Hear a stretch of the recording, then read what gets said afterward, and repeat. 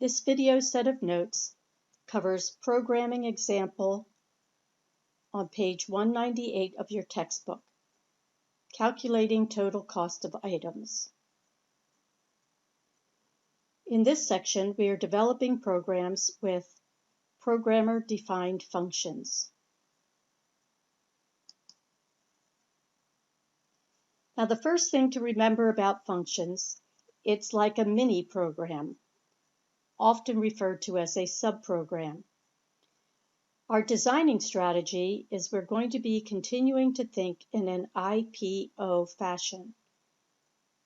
We'll be describing our functions in terms of black box processing, and we'll recognize that they may require inputs to do their job and may be producing outputs to the rest of the program.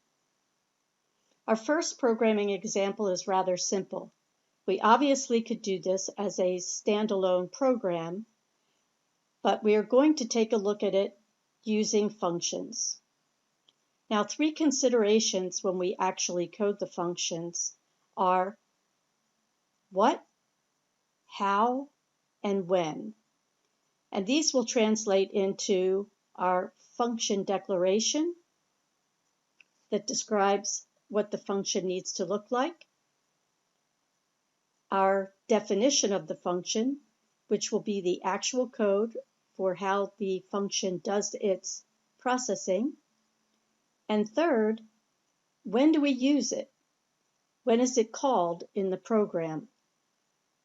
Now, this function is only called once, but it's not unusual for us to write functions that will be used over and over again in the program. In other words, they'll be called and executed many times. Let's dig in. Here's our black box model. We see that our black box is going to be hiding the process. The process that we will be doing with our total cost function is that we're going to calculate the total cost based on a given number of items and their price. We will calculate the total, we'll add in the sales tax, and we will produce as output the total cost. Here is the solution coded. Remember to always include a description at the top of your program. The first thing we see declared here is a constant double for the sales tax amount, which will be a rate of 0.06 or 6% sales tax. Then we see the what about our function total cost. This describes the inputs required and the output, but it doesn't give us any of the details of how it calculates the total cost. Notice we have two inputs to total cost. The number of items, here referred to as number par, and the cost of the item, here referred to as price par. We have a comment that describes that total cost will compute the total cost, including 6% sales tax, on the number of items at a cost of price each. The function prototype, also known as the function declaration, is coded above main. Here is the main function. Halfway down the page, we'll see the call to total cost. We'll come back to this.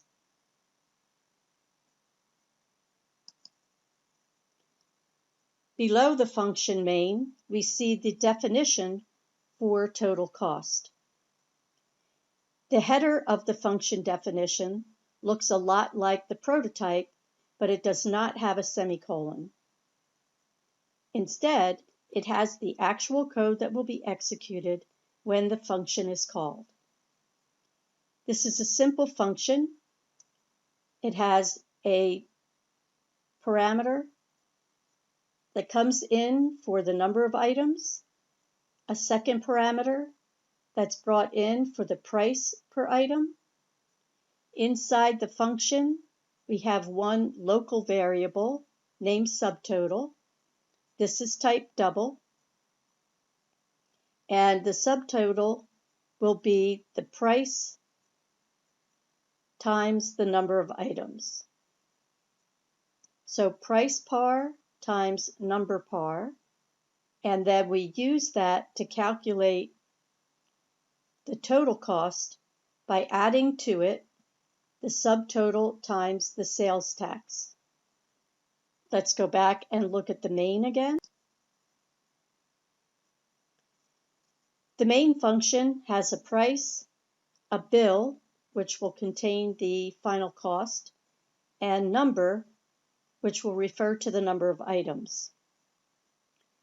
We ask the user to enter inputs for the number of items purchased and the price per item.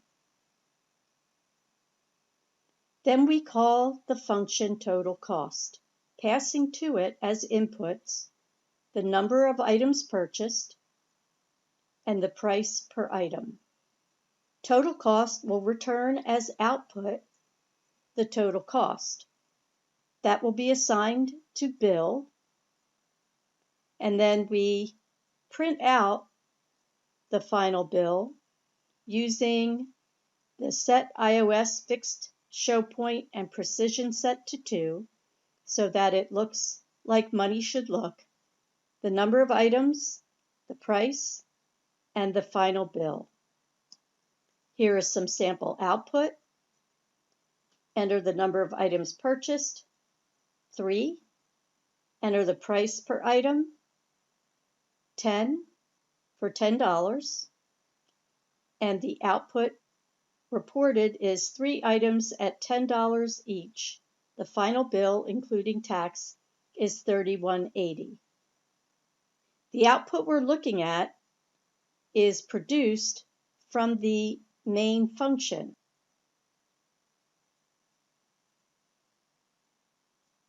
Here is our code.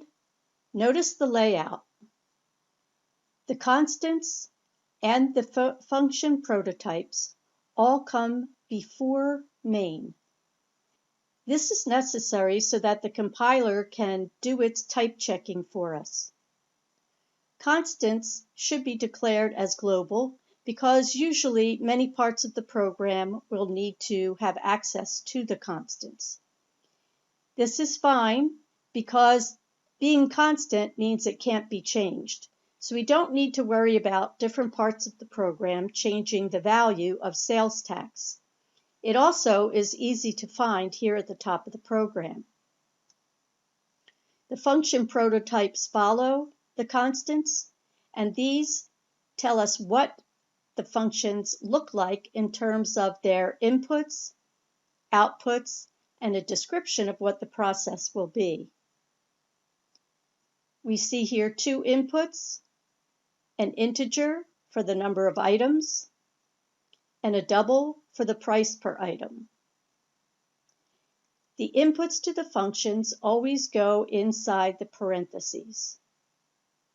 For the function prototype, we end it with a semicolon. The return from function totalCost will be of type double. I'm scrolling down. Here's our function definition for totalCost.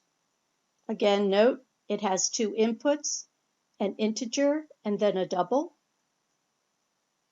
Inside the totalCost function, we have a local variable, subtotal, which will hold the value of multiplying the number of items times the price.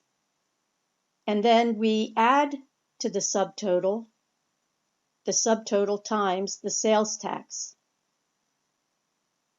Now, sales tax was declared at the top of the program, so every function within this file will have access to that constant.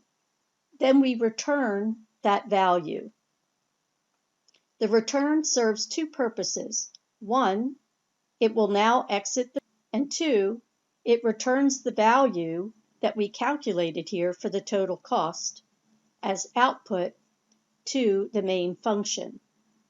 Here is where we use the function, and anytime our functions return a value, they should be showing up on the left side of assignment operators, because this function is providing a value to function main.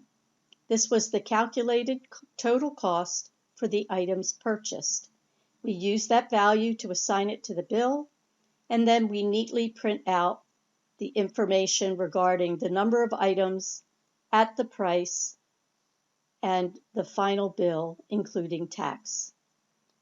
Now that you have reviewed Chapter 4.3, you should finish reading and reviewing the rest of the chapter, post any questions to the discussion forum, and practice rewriting homework 2 using functions. Happy C++ coding!